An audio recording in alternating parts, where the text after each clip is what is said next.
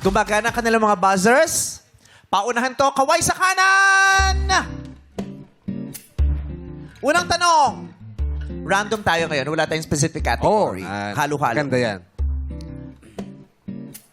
Ano ang salitang ugat or root word ng salitang panalo?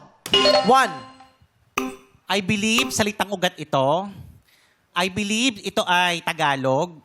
At I believe ito ay inaaral sa wikang Filipino. Ang salitang ugat ng panalo ay panalo. Panalo is Ligwak Galern! Kaway sa kanan! You can steal! 3. I believe ito po ay Pilipino.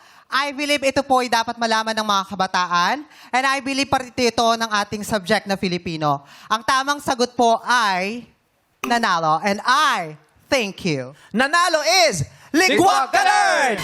2. Ikaw na lang ang natitira. Ano ang salitang ugat ng salitang panalo? I believe ang root word ho ng panalo ay nanggaling din sa katunog nito. I believe nakakahiyang pinagmalaki kong ang dami kong pinag-aralan pero medyo hindi ako sure dito.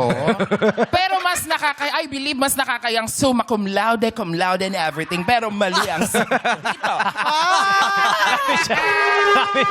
Napakasalbahe mo sa ate mo. National TV kasi mao. Kumanda-ganda ka. Okay, go. Sige. I believe ang sagot dito ay panalo.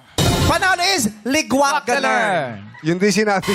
Oo. Parang alam ko. Inokray niya si number 1, Oo. pero ginaya niya yung sagot ni number 1. Ay, si number 3, parang alam na raw niya. Parang alam ko na, meme. Wala ka nang magagawa. Masyado ka Inaabot. maraming sinasabi. Nilabot. Okay. Ang salitang ugat ng salitang panalo, ito ay kabibigla ng lahat. Ang salitang ugat ng salitang panalo ay talo. Ang panalo ay pinadulas na na pagbigkas ng dalawang salita. Pangtalo.